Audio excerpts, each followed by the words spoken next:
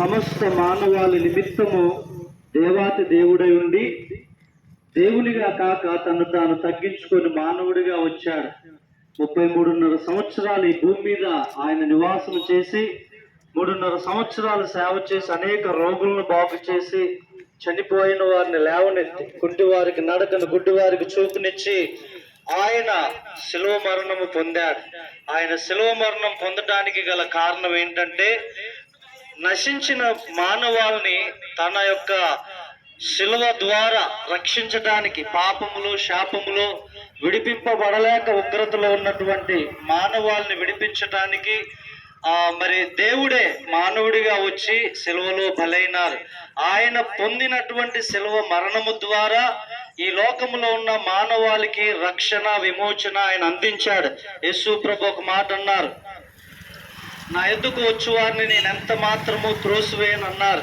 మనకు విమోచన కావాలంటే లేదా మోక్షం కావాలంటే మన నిమిత్తము సిలువలో ప్రాణం పెట్టి తిరిగి సజీవుడుగా 3వ దినాన పునరుత్థానుడై లేచినటువంటి యేసుక్రీస్తు ప్రభువునందు కేవలం విశ్వాసం ఉంచితే, నోటితో ప్రభువుని ఒప్పుకొని హృదయమందు విశ్వాసం ఉంచితే ఆయన కుమారునిగా, ఆయన కుమార్తెగా అయ్యేటటువంటి భాగ్యము యేసు ప్రభు ఉచితంగా ఇస్తున్నాడు. కాబట్టి ఆయన శిలువ మరణాన్ని, ఆయన శిలువలో చేసిన త్యాగాన్ని గనక మనము విశ్వసించినట్లయితే అడుగు ప్రతివానికి రక్షణ ఇవ్వటానికి యేసుక్రీస్తు ప్రభు సిద్ధంగా ఉన్నారు. కాబట్టి ఈ మాటలు వింటున్న నా ప్రియ సహోదరి సహోదరులారా, రక్షణ కావాలంటే ఉచితముగా ప్రభు దగ్గరే ఉంది. ప్రభు అన్నారు, ఇదిగో మీ నిమిత్తము నేను ప్రాణం పెట్టుచున్నాను అన్నాడు. మన నిమిత్తమే ఆయన ప్రాణం పెట్టాడు, మన నిమిత్తమే రక్తం కార్చారు. బైబిల్లో ఒక మాట ఉంది, రక్తం చిందింపబడకుండా పాప క్షమాపణ కలగదని. మన పాప క్షమాపణ కలగాలి అంటే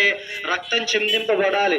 కాబట్టి యేసుక్రీస్తు ప్రభు శిలువలో తన రక్తాన్ని చిందించాడు, తన ప్రాణాన్ని పెట్టాడు. కాబట్టి మనకు ఆయన దగ్గరే ఉచితమైన రక్షణ. హల్లెలూయా.